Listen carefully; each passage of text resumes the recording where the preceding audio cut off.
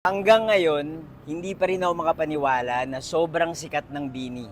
Story time! Hindi ko hate ang BINI ha. Sa totoo lang, masayang-masaya nga ako that they're getting all the love and success that they deserve. Kinikwento ko to kasi nung isang araw, nagbike kami ng friends ko sa Rizal at ang dami kong nakitang cyclist na nakasuot ng BINI socks. Alam ng mga friends ko na matagal na akong fan ng BINI. Tapos tinanong ako ng mga kaibigan ko, paano ko raw nalaman yung music ng BINI? Don Bell yung may kasalanan. Ako nga pala si Buji at mahilig ako mag-story time. Kung di niyo pa ako pina-follow i-follow niyo na ako. So ano yung kinalaman ng Don Bell? Nung 2022, meron akong pinanood na pelikula nila na ang title ay An Inconvenient Love. Nagustuhan ko yung film na yun kasi hindi lang siya love story. Kwento niya yung mga struggles ng normal na Pilipino, tsaka yung problema nila pagdating sa employment at yung malalang transportation crisis. Yung director kasi ng An Inconvenient Love ay si Petersen Vargas. Magaling na director yon at magaling rin siyang pumili ng soundtrack sa mga pelikula niya. Doon ko unang narinig yung BINI. Sobrang tumatak sa akin yung ending ng pelikula, lalo na nung tumugtog yung Wag Muna Tayong Umuwi ng BINI. Kung napanood niyo yung film,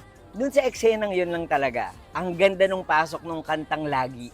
Kung hindi nyo pa napapanood yung An Inconvenient Love, meron sa Netflix, not sponsored post to ha. Pagkatapos kong panoorin yung film, dinownload ko na yung mga songs ng BINI. And from there, sinubaybayan ko na yung journey ng 8. So going back to the bike ride, kunento na rin ng friends ko kung paano sila naging Bloom. Yung isa, nakikinig daw siya, tsaka yung ate niya ng Pantropiko.